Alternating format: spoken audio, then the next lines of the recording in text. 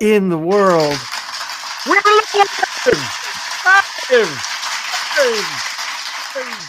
Welcome to the Crafty Boys, where I think Dave doesn't have his headphones on correctly. Oh, hang on. They go on your ears, not on your eyes, Dave. Hang on. Welcome to the show, and we're live. Welcome to the Crafty Boys, where a bunch of Canadian dudes sit down, crack a beer, drink it. That's about it. Talk. So, and that's talk about crap. We talk about crap, all kinds of crap. So, yes, we're it's Wednesday night. I'm hoping people show up. If not, who cares? I'm drinking beer. Now let's start. Since Locke is not here, I don't know where Locke is. Let's start with Dave, who's drinking the best beer I've ever seen. Dave, what beer are you drinking this evening? I'm drinking this beer tonight. Peace Tea Raspberry. So basically, a bunch what's the alcohol content on flavors? Let's see here. Hang on. Is there an IBU rating on it? The IBU, the International Beer Units is 0. About -5.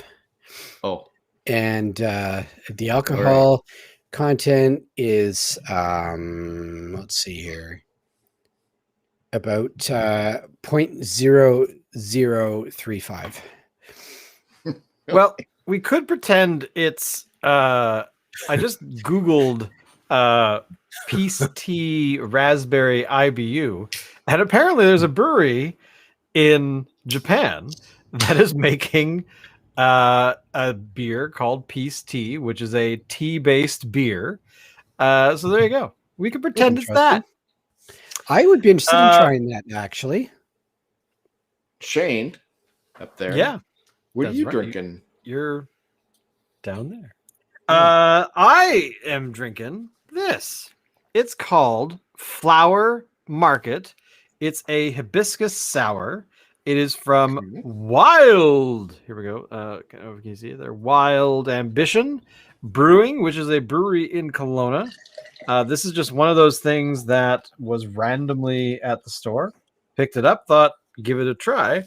I will now read the text on the side of the bottle. That's a good thing to do with text.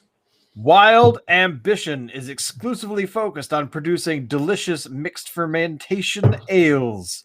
That was the weirdest way to say fermentation. Fermentation ales. Flower Market has been fermenting.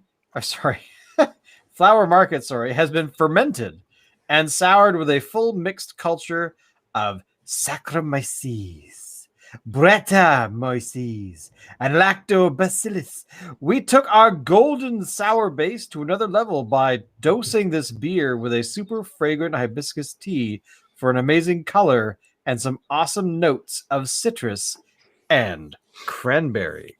Exclusively created and crafted in Canada. So I'm going to take this and pop this baby open. Nice. What are you drinking, Dave? What are you drinking, Alan? So I'm drinking a beer that I picked up from the liquor store, funnily enough.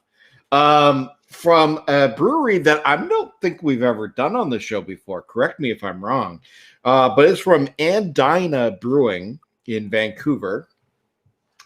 They're on Powell Street in Vancouver, BC. And it is their Black Cherry Stout, as you can see right there. This baby, what does it say here? It's got a 6% alcohol by volume.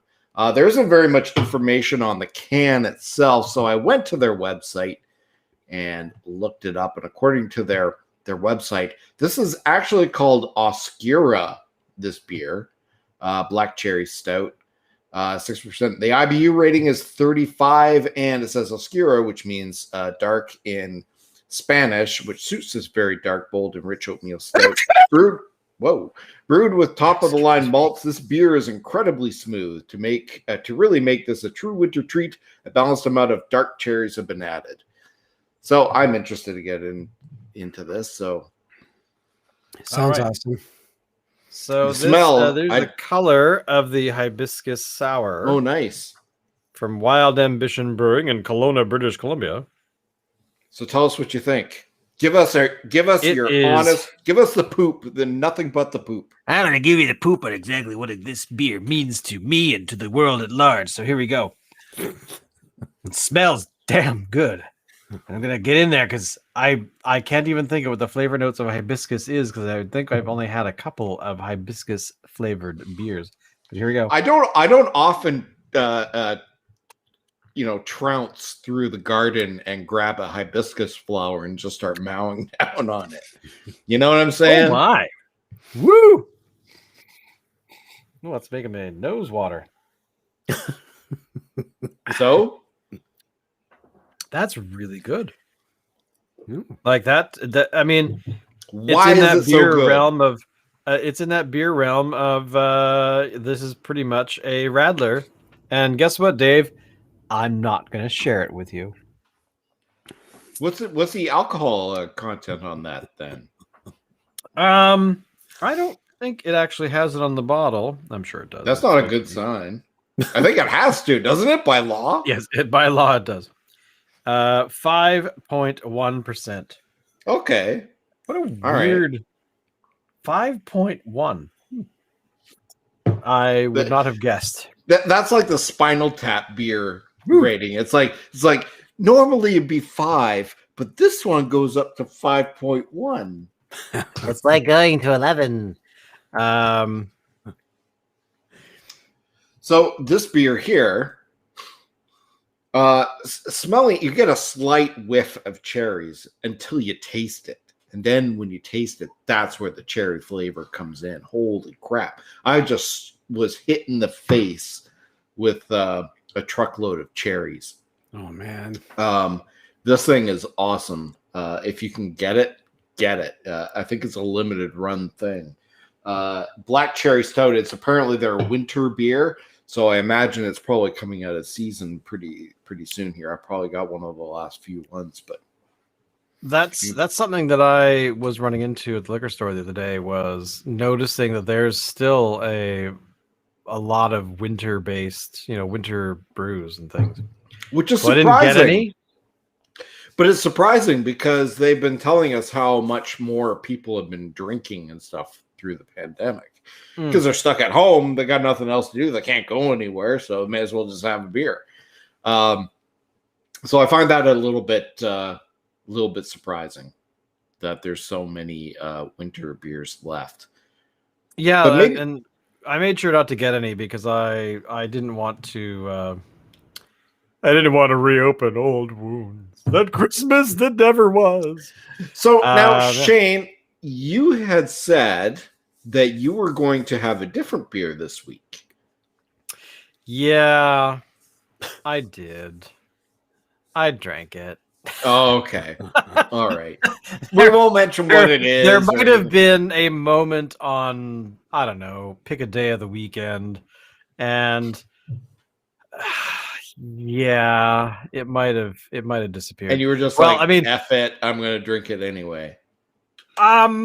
No, I think it was the other half opened it, and I'm like, that's for the show. And unfortunately, yeah, it went away. But Okay. the best part is that I still have a Fat Tug in the fridge now, so I'm very pleased with that. Perfect. So tell us about that beer, Shane. What?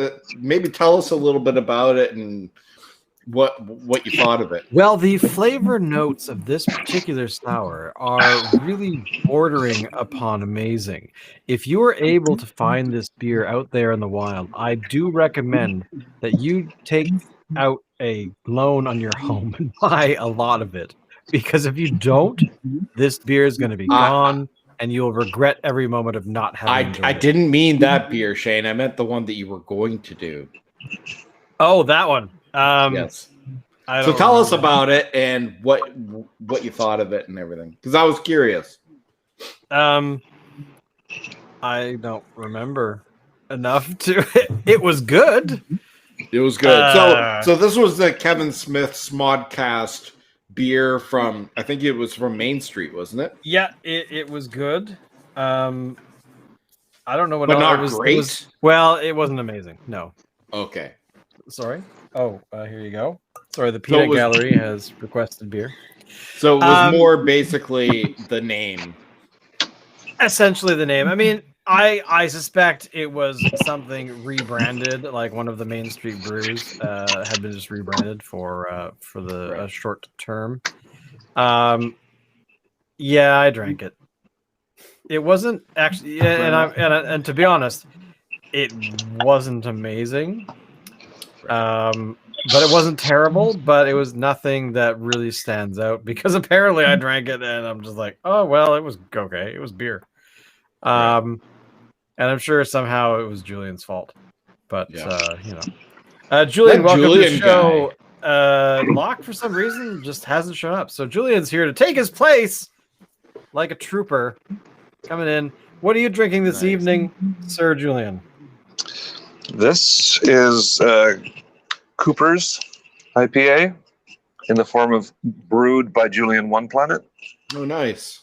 Yes, I'm hearing really good things coming out of the Julian One Planet Brewery. I mean, I understand that the quality is just like you can't compare it. And yeah, it's. But I hear the guy that I really think we should invest in. I hear the guy running it is a bit of a dick, though. Yeah, well, I mean, but he's a dick in a good way. He's got a lot of. I mean, here's the thing: he has talent. If he didn't have talent, then he'd just be a typical old retired dude who just, yells at kids to get off his lawn. Get off my lawn! And I have to say that sometime in the last few days, I have definitely had a moment where I've been talking to clients or friends about how I'm feeling. I'm getting to the point now where I think that I'm just about to switch into that mode of get off my lawn. And I but about anything, it's like, I heard this thing on the internet. Get off my lawn! Shut up! Stop whining! It's not a tuba. It's not a tuba. Grow up. What's wrong with you? So, but I definitely in the past little while have had a few of those moments, and I've caught myself going, "Yep, it's started. I've started." Next week I'll have like my hair out to here to be all like just bleached white. I might have a tank top on and I think I've always been sort of like a get off my lawn kind of guy. Even when I was a kid, I was like that. I just don't like people. It's really funny actually you mentioned that, because every time I think of you as sort of a which is very rarely, as a get off my lawn type of guy. Remember that time we were gonna go to a movie or something, and I walked up to your driveway and you had told me to knock on your window of your basement bedroom. So Yes. we'd planned to go somewhere, like I don't know where the hell we were going, and he said, "Oh yeah, just knock on my window and I'll come out." So I go up to this window, like one of those small windows you see it sort of in basements, and I knocked on it, and the curtain over the window gets thrown aside, and then Alan's like, "Fuck off!" I'm like, what? And then he like, the look on his face was it was like, oh god, it's okay, it's not what I was expecting. Anyway, apparently the neighbors, I think, were having a party. Okay, so our neighbor was a bit of a dick, and his friends were being dicks, and they were so I thought it was the neighbors being dicks. And they went to a movie or whatever it was. But it was kind of amusing. I'll never forget that day. Blazoned on my mind. So Julian One Planet Brewing. What were you at the show last week? I can't remember. Did you actually come? It's been a couple weeks now. Yes, I think so. Yeah. He took over for Dave. Who had a bad back. That's right. Yeah. With a bad back. Julian is like Julian's like the Pete Best of the Crafty boys. No, Pete Best was an original, wasn't he? Yeah, I guess he was. Yeah, it's not Yeah. really. I suppose. I'm like Okay. I'm like the guest host of the Johnny Carson show. Oh yeah. You're like what's your face? Joan Rivers. Rivers? Yes. Can we I see it talk? now. Can we talk? Yeah, all the time.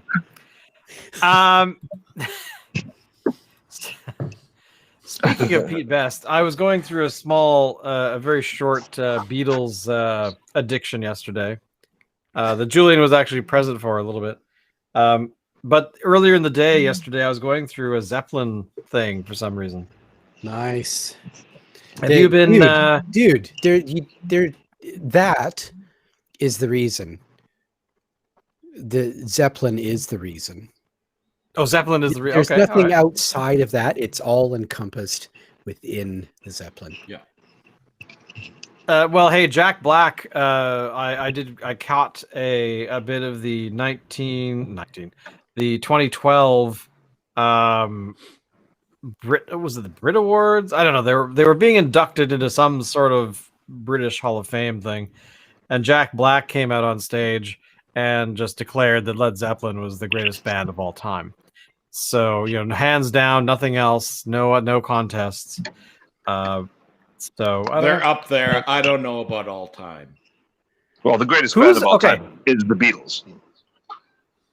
Is that true though? Is it just yes? Yes, for every reason you can think of. But that doesn't nothing to denigrate Led Zeppelin. I just mean that the greatest band of all time is in the pop rock era is the Beatles. Come on. Now, I have to agree with Julian. Genre? In any genre, they have it all. Timing, musicianship, songwriting, history. It's too much there. Led Zeppelin's fantastic, but the Beatles is the greatest band of all time. Come on. Yeah. The Beatles, for me, aren't even my favorite band of all time. I don't even know if they're in my top 3. But even I have to recognize how influential they have been, and they just so well put together. I mean, I love the Beatles. They're not in my top 3, but they have, I don't know, they're the most complete thing out there. I can't really describe it, but it's like everything they did was turned to gold. Yeah. And timing, as a band that brought new things into pop music that had not been done before, about a band that brought pop music into the mainstream from the big band era. I mean, that brought black music to white people, that brought the British invasion to North America, that brought the best songwriting team of all time to the forefront. I mean, it's just too much there. It's just too much. Yeah, Led Zeppelin, fantastic. Absolutely. Fantastic, but the Beatles are on a different level. I think you could argue that Led Zeppelin never would have happened if it wasn't for the Beatles. They would probably admit that. Mm-hmm. Yeah, I would say that probably most bands of that era have something, everybody has to acknowledge that the Beatles were that kind of an influence. My favorite is Pink Floyd, and they wouldn't have been anything without the Beatles. It's true. I mean, you have acts like Elvis, who really sort of exploded in when was Elvis first around? We're talking the mid 40s. That's a little early, isn't it? Late 40s. I think it's a bit early. I think it was more like late, because didn't he serve? And it was just after the war that he started to develop his career. I seem to because I seem to recall that he had some sort of presence, not nationwide, but he was known where he grew up for being a performer and stuff. But I don't know. It wasn't until 10 years later that it was this big sort of what was his big first hit? Was it Jailhouse Rock? I think so. Don't Be Cruel. Blue Suede Shoes. I mean, that's the thing. A lot of these great singers were not Las necessarily Vegas. the greatest songwriters. Well, Elvis never wrote a song in his life. Exactly. So, I mean, is that is there a difference between a performer as a singer-songwriter or as just a performer? Because there's definitely a lot of singers out there that have, as you said, have not sung anything they've written. It's always been written for them, or they've done covers of other songs and made them popular. Yeah. I mean, Whitney Houston, you could make the argument for the one song anyway, the whole, Every Love, whatever the hell it's called, being a song that, Dolly Parton had been singing for years. So, I think the ones who write their own songs are definitely, to me, get way more respect. I don't know. I'm trying to think of how about Elton John and Bernie Taupin. That's a team. That's true. I don't think Elton ever wrote lyrics for himself. He has done, but not in the beginning. Yeah. Okay. Yeah. Since, but I think in modern times he does write. But yes, in the beginning, all of his big hits were lyrics was Bernie Taupin. Yes. Yeah. He actually, I watched just a chunk of him on a talk show or something, and he was doing a little bit of a demo, and he said, "Give me anything, and I'll slap some chords onto it." And he literally did this in front of the crowd. It was quite something. He had a book of Christ knows what, like it was a non-fiction or something, even. It was craziness. And he just cracks the book open and gets it propped up on his piano and just fucking lays it down. It was unbelievable. And it all sounded good just right off the top. So it's amazing to see a master doing his thing, right there, where you can actually watch what's going on. Clearly the man's got a few years under his belt of doing that kind of a thing. Right. Well, I guess Frank Sinatra would fall into that category of somebody who was a singer rather than a writer. I don't know if he never wrote a song in his life. Stuff. Nope. Never wrote a song and in the his life. same thing for like Dean Martin, although why do I think Dean Martin actually wrote some of his music? I don't know why I think that. I think in their era, it was very common to have teams of songwriters who would crank them, and then they would give them to guys like Dean Martin or Sinatra, whoever was kind of the big star. Sinatra maybe had even Cole wrote stuff Porter for at the them. very beginning of his career, I think, if I remember. And everybody had Carole King and Jerry. Carole King and her husband, Jerry. Something. Just died last year. Yeah, but I mean, everybody records their songs, still do. Although Carole King also performs. True. But reluctantly, and not that good, actually. No. But people want to hear it. I mean, she's good, but I mean, the most famous versions of her songs, except I think you could argue for Tapestry, are done by other people, especially in the beginning. Although, but again, to your point, Carole King and Jerry. I'm going to look that up. Wrote they wrote in a brownstone building in 51st Avenue in New York as a songwriting team in an office for a company that published those songs for other people to perform. Right. I there's just something about when people sing songs that are written by other Jerry people. Goffin, thank you. There's just and not to say that everything isn't commercialized, but it just seems like things are manufactured when somebody else writes something and somebody else performs it. It just streaks of screams of manufacturing to simply to make money.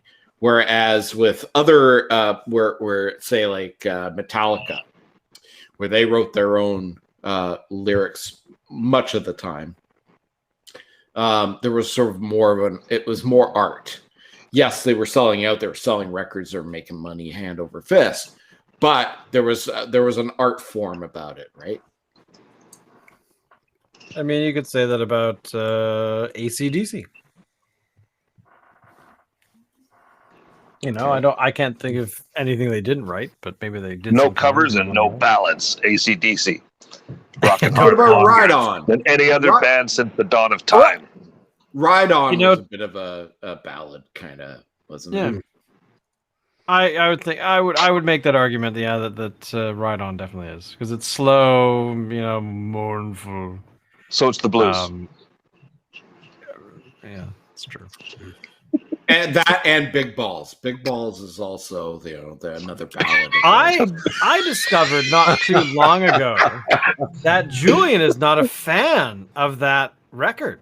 He does What? not like that album. You don't like Dirty is not- Deeds? I played a couple of tracks from him. He's like, well, I don't like this part of their shit.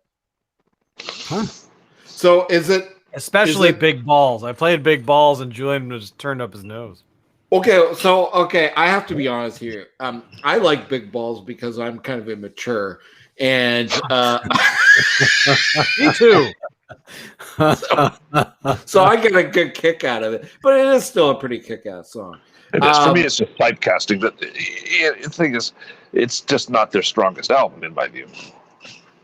So is it like a Bon Scott thing, or is it? No, because my favorite album is probably Highway to Hell, Oh, which is all Bon Scott. Yep. Yeah. Hmm. All right. Which is to say nothing of Back in Black. I just mean that, Shot Down in Flames.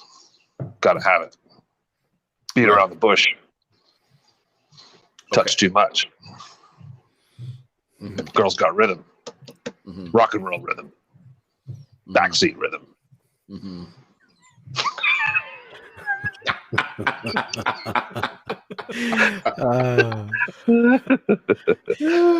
So, Alan, you're saying Beatles. Sorry, what were you saying? Zeppelin, not your top three. I'm totally curious. Who is your top three? Okay, my top three is going to be Pink Floyd, Zeppelin, and The Doors.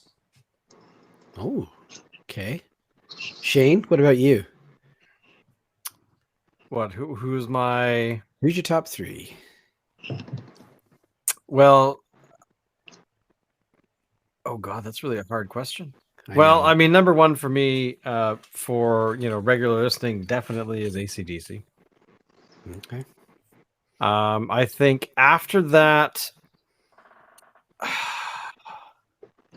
because I have a weird. Okay, I'll stick with.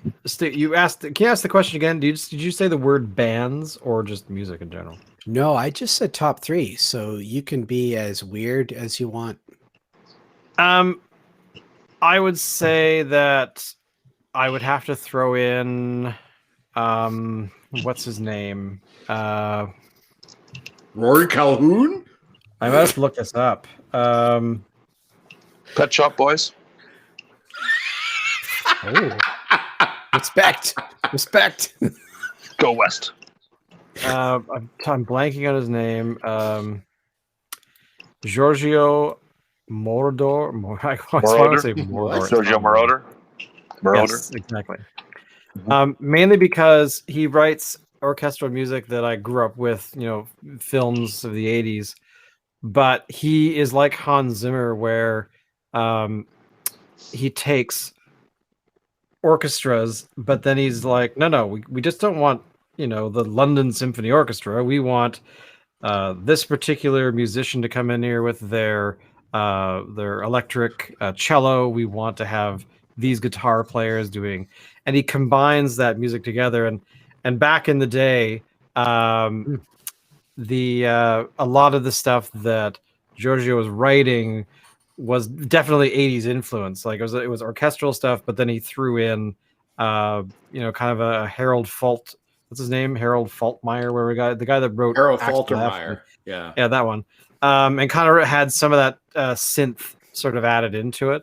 I mean, probably like the Never Ending Story is one of his soundtracks, and so if you ever And listen to that, Flashdance, if I'm not mistaken. is it Flashdance? Really interesting. I think a lot of that's It's his been a work. And while since I've heard that one. he also wrote a lot of the stuff recorded in the first part of her career, Donna Summer. Oh, interesting. He wrote a lot of her material. She never wrote anything either. Great singer. Well, a great singer. I was going to say, yeah.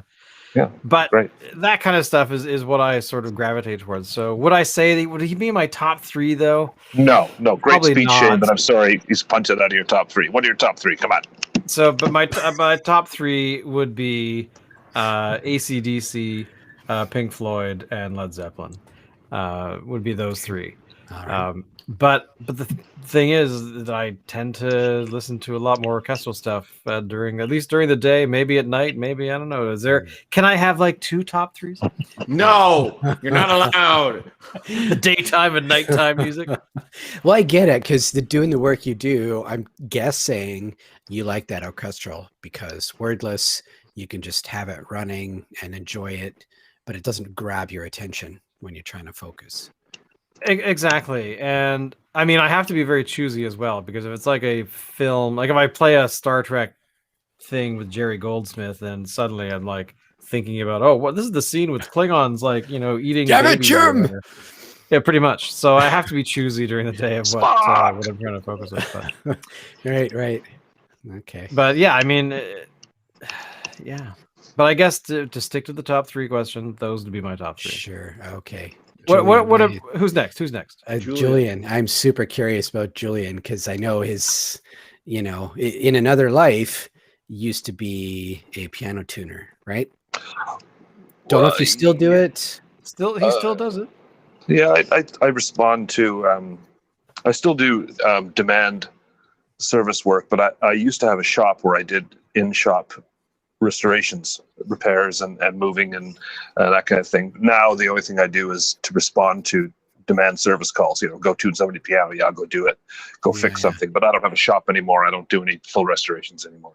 I gotcha. Okay. So anyways, kind of a minor aside, I am totally curious about what you would say is your top 3. Again, it doesn't matter whatever genre, but your top 3.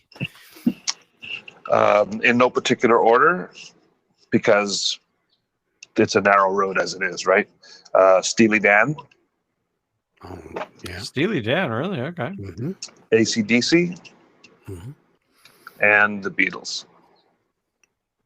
Yeah. Which, no disrespect to leaving out Led Zeppelin and Pink Floyd, which I absolutely love, but I got to choose 3. Yeah. Every time you ask me to choose 3, we're all going to choose 3 different ones, right? But there you go. Yeah. It's all good. I gotta have Shane, kick Julian out, please. Oh, what was that? Sorry, I missed. Julian's not here all of a sudden. What?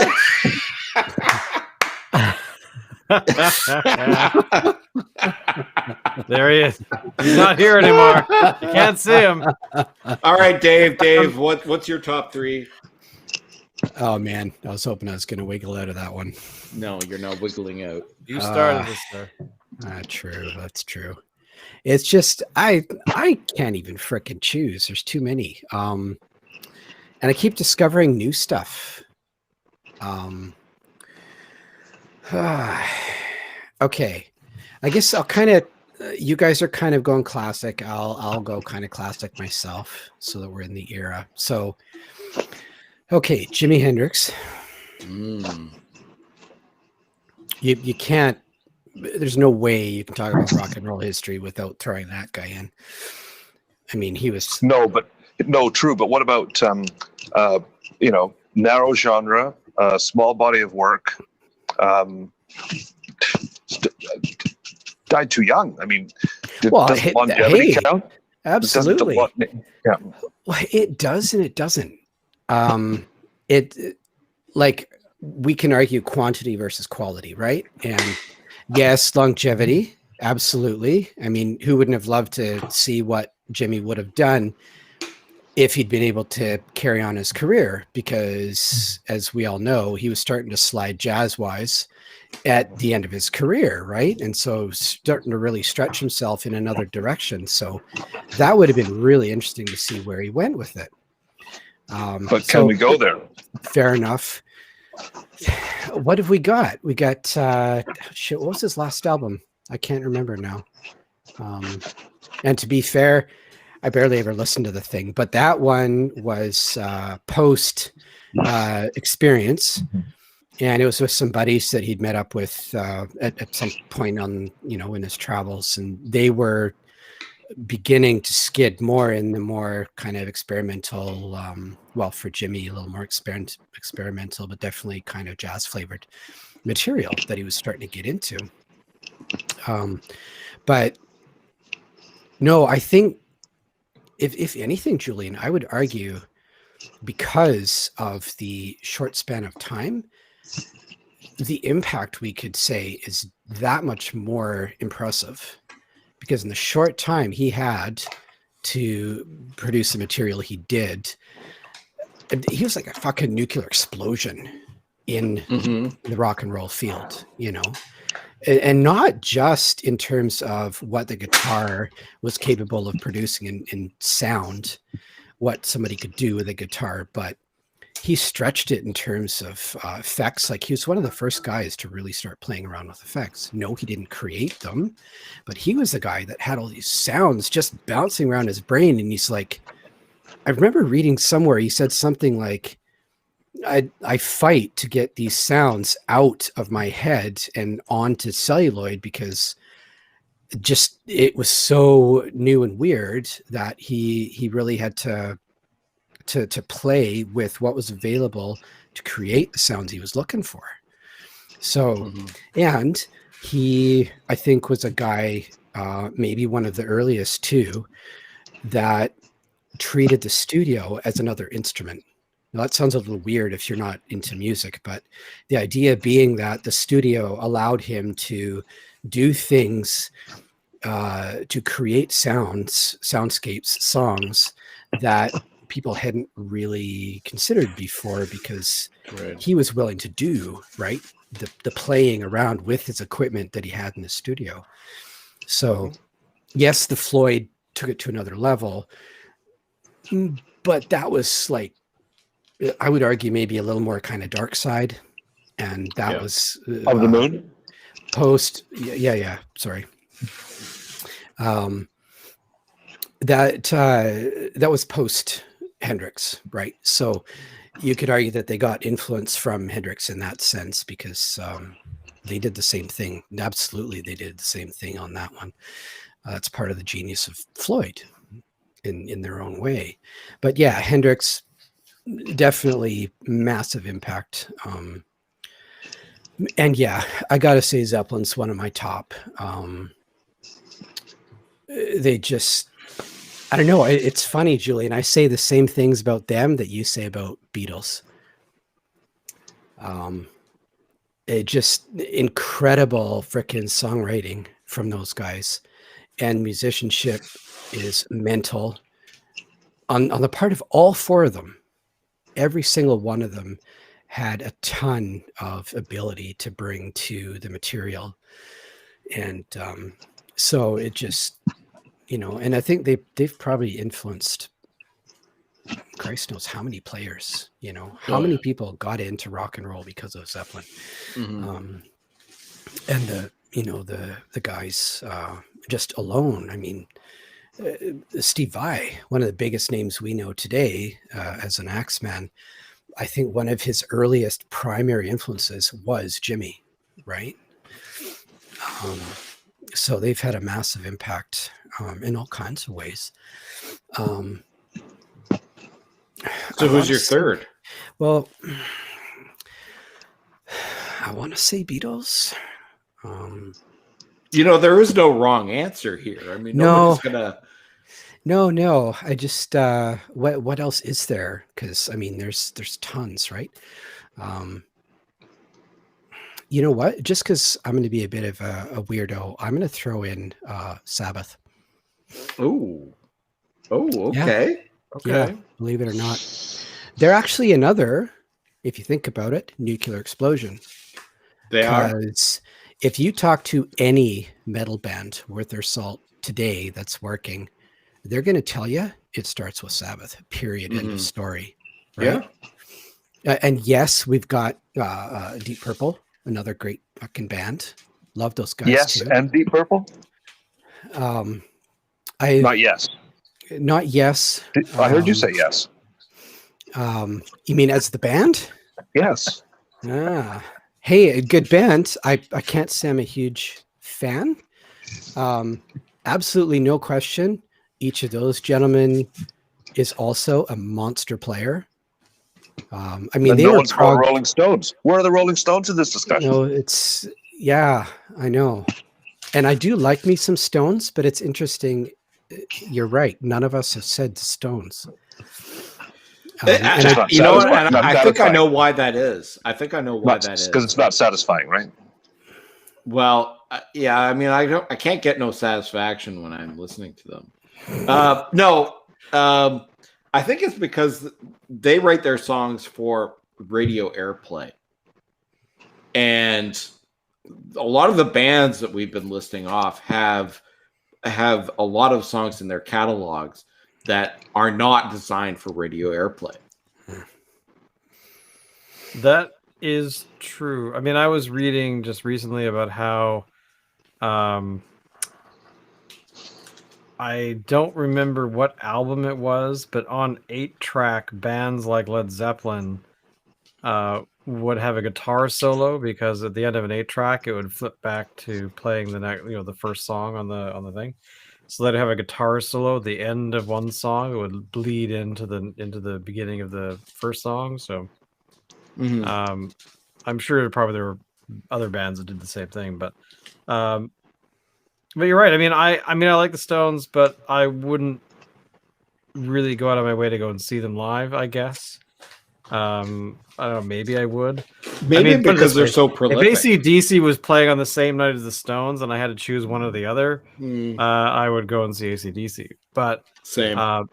that's not to say that the Stones aren't good, but I have never thought about the radio play side, because I immediately thought of I want to say Alice in Chains, but it's not that band. Jane's Addiction. Definitely a band that I don't think I ever heard on the radio. If I did, maybe very rarely, but I never sort of one big hit. That one big hit. That probably is. Yeah, so I think that. Well, they had a couple of big hits. So they had Jane Says and Been Caught Stealing. Okay. Yeah. So but I never really pictured them as being. I would never picture them as being a band that got a lot of radio play because of this, not just the style of the music, right? So, I mean, you could say the same thing about Nirvana, I think, because they had their big one hit, "Smells Like Teen Spirit." They had some other reasonable hits, but I just I guess last week sometime I actually listened from back to finish one of their albums. Which is the one with heart-shaped box on it? In Utero. Yeah, so I listened to the whole thing straight from start to finish, and I was basically reintroduced to that sound because I hadn't listened to it for years. That's sort of one of the albums you're like, well, they made it and put it out, and there was like one song people know, but listening to the rest of it, I'm like, it's like I had never heard them before. And really? Which I enjoyed going through, and kind of, so I have done it to one of their other albums too. I really love that album. Well, it's just it's one that has the one song that people always remember, and then the rest of it, when you listen to it, it's like, did I not listen to this a lot? Did I only listen to this like once and then not ever again? Because it was like I had never heard them before. Even though I know at some point I had, because I have the album over there, right? So I don't know. It was just really weird to kind of basically reintroduce oneself to an album that I probably just, if I was to go, oh, I want to listen to some grunge, I'm going to listen to that album. I might go to Stone Temple Pilots, although were they really grunge? I don't know. What was the album that had Hunger Strike on it? It was that a couple of bands that got together, and I can't even remember who they were. I think it was Pearl Jam and Audio Slave. I don't remember. I think we're gonna have to look that one up. Yeah, it's definitely Pearl Jam, and I can't remember who the second one is. Mm-hmm. I don't know. It's just really weird that there's albums out there that I know that I've listened to years ago that I just don't remember at all. Like, I think it was. I think it was. actually, to be I think it honest, I was. couldn't tell you what the order of the White. I think it was album Pearl but- Jam and Soundgarden. Soundgarden. Yeah. Okay. There you go. Yes. So, anyway, of course, then there's Julian. When you were a young lad, around the age of, say, 17, 16 years old, what was the music you listened to then? Well, I think a lot of us were a product of our peers in terms of our playlist. Certainly, it was what we've talked about. It was Led Zeppelin, it was Black Sabbath, and You could be honest with us. It was the Monkees, wasn't it? No, pop was in my group of little animals. Pop stuff was considered, sort of lightweight MOR stuff. So it was all, had to be heavy. It was all the big arena rock. Queen was very, very big. Certainly Pink Floyd, of course the Rolling Stones. One of the problems I had with my group around that age is that I was moving on from classic rock to stuff like Steely Dan, Gino Vanelli, and other jazz influenced groups, and this didn't sit well with people who really only want 4-chord rock, and that's the way it was. But at the time, yes, it was all what we considered a classic rock: Deep Purple, Atomic Rooster, Symphonic Slam. Yes. And last night you had me play some selections from Boston. One of my favorites of all time. Oh yes, Boston. So I Boston. What about Chicago? Is that a band? Big time. Your list? Big Yeah. time. Yes, So, but again, my group didn't like it. Too many notes, too much jazz. It had to be guitar. yeah, something that Julian has introduced me to is a group out of Russia who are called, who of course I can't remember the name. Leonid and Friends. Leonid and Friends, and they basically do nothing but covers, and they they're are cover band. Amazing. Earth, Wind, and Fire, Chicago especially. So they have, they really eat at the stage. Like they know how to perform. They of course have been doing a lot of stuff out of their studio, doing because they and they have like. The people doing vocals, they have people on guitar, bass, etc., drums and whatnot, but then they also have like a 3-piece brass section and things like that, so Nice. Which really adds to it, I think. Watch it on YouTube, guys. Leonid and Friends. You won't be disappointed, I don't think. Yeah. Nice. Good to know. Yeah, it's Check that out. quite cool. I do recommend it. YouTube. Are we getting into the cover era of music of that time? Like, is that primarily what we're? Because I mean, a lot of these bands, they don't exist anymore. They've been around. They ran for 30 years and they expired for one reason or another. And we're getting some really interesting covers, I think. Are we? Like Lena definitely made me think of it. Well, maybe you're not spending enough time on YouTube to find them, but Maybe. Also last night I was trying to figure out how many covers have been done of Leonard Cohen's Hallelujah, and there was some. I never want to hear really that again either. By the way, yeah. Yeah, well, this is the thing, right? Is that it was. There are some really bad covers. There were some really terrible versions. Some things just shouldn't be covered. But But that might be true. It can't That be might as be true. bad as the original. What would be the worst cover Horrible you've ever stuff. seen of any song? Like there's of a any lot. song That's you've ever heard.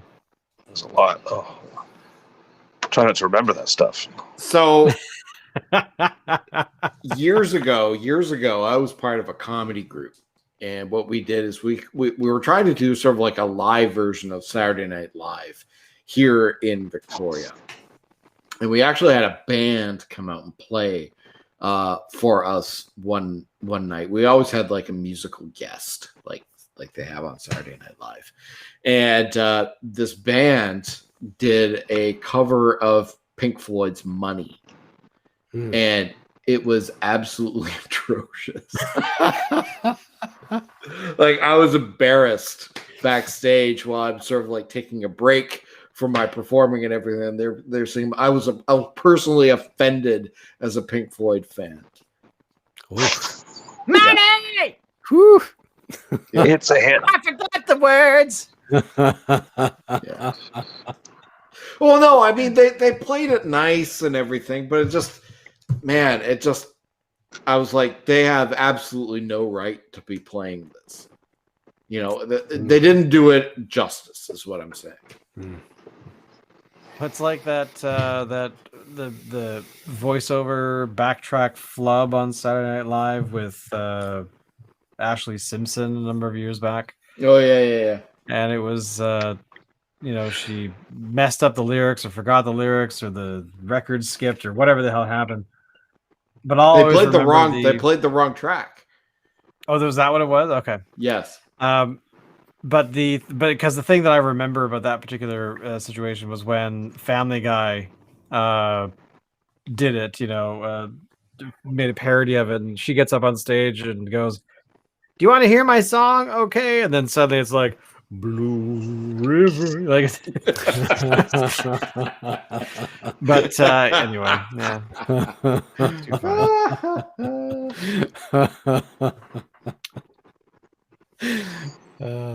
I had another thing I wanted to say, but I totally blanked. So I'm getting old. This is what's happening. What a fantastic sort of like journey down sort of like the rock and roll rabbit hole tonight. Yeah. We haven't really talked about beer at all, except for our beers. We drank the beer. We drank the beer. My beer is gone.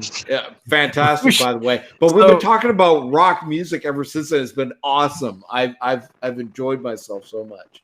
Nice. Yeah, we should just start learning that we should start smashing the glass when we're done. Another. What was it you're supposed to do if you're Jewish? You wrap it in a cloth or something and step on it? Is that a Jewish tradition? Well, it's more than that. I think it's more of a Middle East kind of thing where it's a clay pot that you have to break.